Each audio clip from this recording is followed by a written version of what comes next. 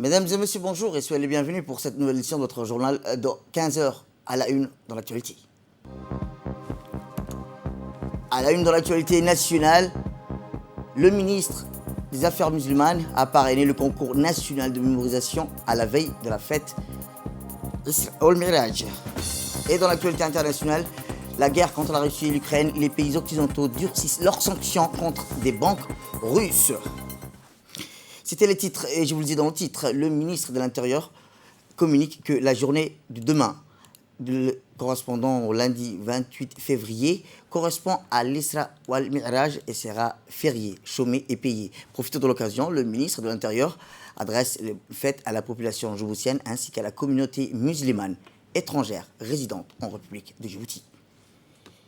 C'était dans le titre, le département des affaires islamiques a organisé ce matin au Palais du Peuple la cérémonie de clôture de la 23e édition du concours national de mémorisation et récitation du Saint-Coran et honorant les premiers gagnants de cet événement est placé sous le haut patronage du ministre des Affaires islamiques et des Affaires musulmanes, M. Moumin Hassan Barre.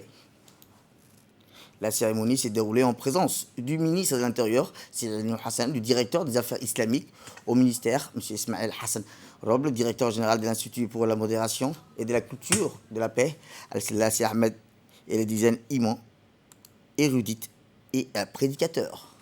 Cette édition du concours, qui est organisée chaque année par le ministère des Affaires islamiques, a réuni de nombreux mémorisateurs du livre de Saint-Coran, des garçons, des filles venus de Djibouti, de la capitale et des régions de l'intérieur.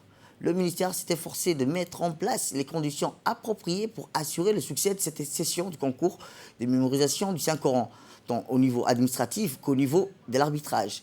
Le directeur des affaires islamiques a prononcé un discours lors de la cérémonie de clôture du concours dans lequel il a félicité les premiers lauréats qui ont remporté diverses récompenses. Il a ajouté que des jurys expérimentés de notre pays ont une grande expérience dans ce domaine et ont suivi et supervisé les concours et sous la supervision du département des affaires islamiques du ministère. Il a en profité pour exprimer ses remerciements et sa gratitude au ministère des Affaires islamiques et des Affaires musulmanes pour son plein patronage et de ses suprêmes conseils pour faire que ce concours se déroule dans les meilleures conditions. Il a également salué les performances du jury, tous ceux qui ont contribué au succès de cet événement coranique.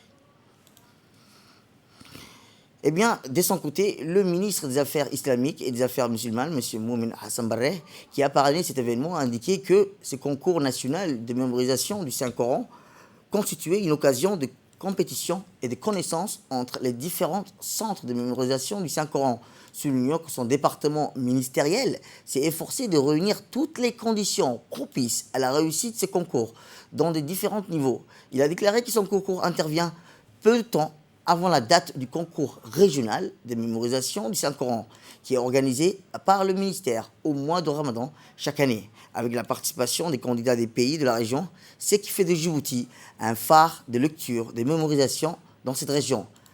À la suite de la discussion, M. Moumin Hassan Barre a félicité les premiers lauréats de ce concours et les exhorte à avancer dans cette voie, s'engageant à travailler au service du Saint-Coran, louant le rôle joué par le centre coranique dans ce domaine. Autre actualité dans ces 15 heures, c'est aussi le président de l'Assemblée nationale, M. Mohamed Al-Ahmed, qui a reçu aujourd'hui la visite d'une délégation sénatoriale russe qui séjourne dans notre pays et comprenant des représentants des milieux d'affaires et des grandes entreprises russes dirigées par M. Igor Morozov, sénateur du Parlement de la Fédération de Russie et président du comité de coordination pour la coopération économique avec les pays africains, AFRICOM, ainsi que le directeur exécutif AFRICOM, Stanislav Medvedev, et de l'ambassadeur de Russie à Djibouti. Le président de l'Assemblée nationale et la délégation russe ont ensemble passé en revue les voies et moyens de revigorer la coopération économique interparlementaire entre les deux pays. Par la suite, la délégation a tenu des discussions sur les mêmes thèmes avec les groupes d'amitié djibouto-russe présidés par Ilaïr Ismail Guidi et qui ont participé également aux membres du bureau de l'Assemblée nationale. Et bien par la suite, le président de l'Assemblée nationale, M. Mohamed Al-Ahmed, a reçu l'ambassadeur du Royaume d'Arabie Saoudite en République de Djibouti, M. Faisal bin Sultan Al-Qabani. Au menu des discussions, les deux parties ont souligné l'importance de développer davantage les relations fraternelles et fructueuses existantes entre le Royaume et la République de Djibouti. Les relations interparlementaires entre le Majlis Ashura saoudien et l'Assemblée nationale ont ainsi été soulevées. Cette cérémonie de réunion a vu la participation du conseiller de l'ambassadeur du royaume saoudien, M. Abdurrahman Abdallah Al-Youssouf, le conseiller du président de l'Assemblée nationale, M. Ali Abdou.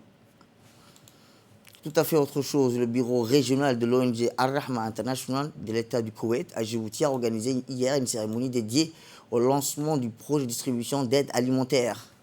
Cet événement, qui était placé sous le haut patronage du ministère des Affaires sociales et de la Solidarité, Mme Houloufa Ismaël Abdo. La cérémonie s'est déroulée au siège de l'ONG WAMI, en présence de l'ambassadeur de Djibouti auprès de l'État du Koweït, Abdelkader Hussein Omar, du chargé d'affaires de l'ambassade de l'État frère du Koweït à Djibouti, Khalid bin Mubarak Al-Mahsmin, et le chef de la délégation koweïtienne de l'ONG Ar-Rahma, Youssef Al-Tawil. Cet événement a vu la participation aussi du directeur régional de l'ONG Ar-Rahma à Djibouti, M. Abdelkani Ismail Al-Quraishi, et le conseiller principal du ministre des Affaires sociales et de la Solidarité, M. Djibah Benoît Frumance. Le lancement de ce convoi, qui cible environ 1200 familles à Djibouti, ville et les 5 régions de l'intérieur, coïncide avec les célébrations de l'État frère du Koweït à l'occasion des fêtes nationales du 61e anniversaire de la fête de l'indépendance, fête nationale, ainsi que le 31e anniversaire de la libération. Il convient de noter que cette initiative humanitaire reflète les bonnes relations fraternelles, distinctes et de coopération conjointe entre la République de Djibouti et l'État du Koweït, qui est considéré comme l'un des partenaires majeurs de notre pays depuis l'indépendance nationale. L'ONG Ar-Rahma International, le chef de la délégation koweïtienne d'Ar-Rahma International, M. Youssef Al-Tawil, va exprimer son grand plaisir de participer à l'occasion du lancement du coup d'envoi de Koweït Ar-Rahma à Djibouti, en saluant le parrainage de la ministre des Affaires sociales et de la Solidarité. Cet événement qui se témoigne de la profondeur des relations fraternelles entre Djibouti et le Koweït. En ce moment béni où nous sommes, a-t-il rappelé, bien aimés, vos frères dans l'État du Koweït célèbrent l'anniversaire de libération de l'indépendance, comme nous vous avons dédié d'apporter joie à nos frères nécessiteux.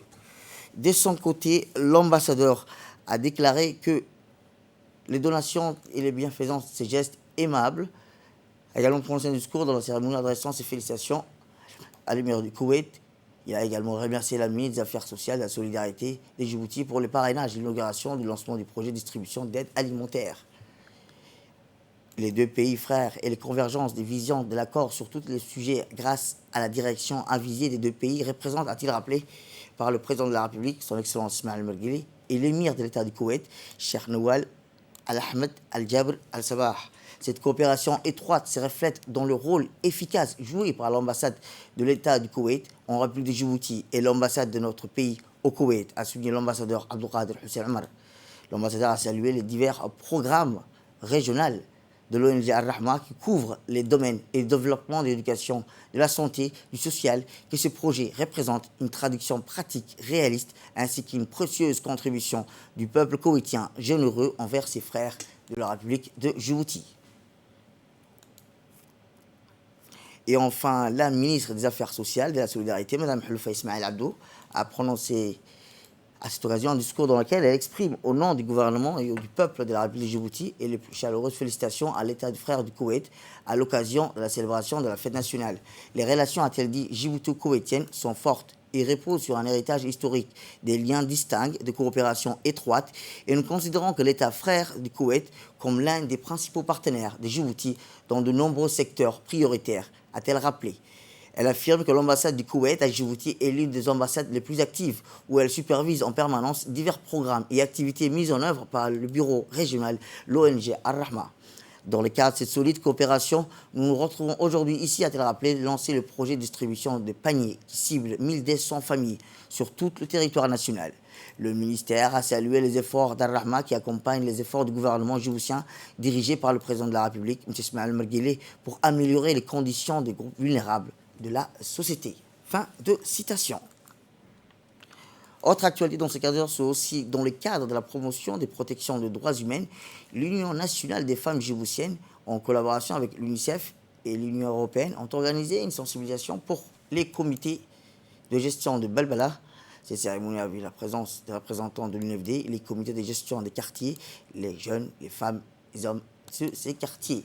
En effet, l'objectif de ces rencontres est de prendre un dialogue communautaire sur la protection de l'enfant et sur la mutilation génitale féminine. À la fin des échanges ont eu lieu entre les représentants et l'UNFD, les participants de ce quartier d'améliorer les droits de l'enfant. Pour sa part, la représentante de l'UNFD, Halima Nour, a remercié les participants et a souligné que les enfants ont besoin des droits.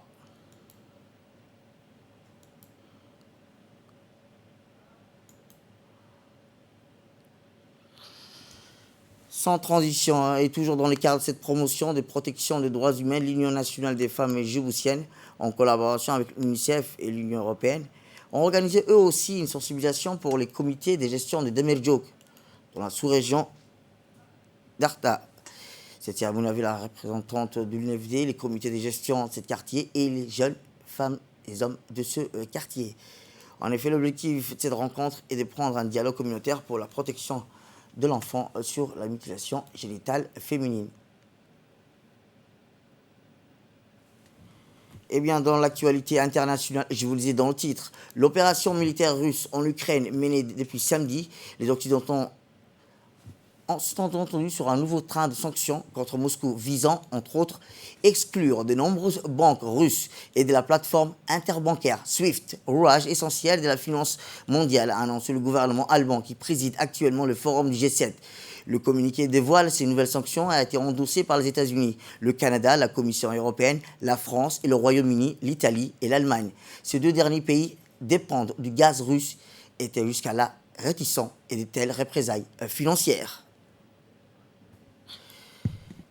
C'est la fin de cette édition. Merci à vous de nous avoir suivis. Restez avec nous pour la suite de nos programmes télévisés et bonne fête à tous.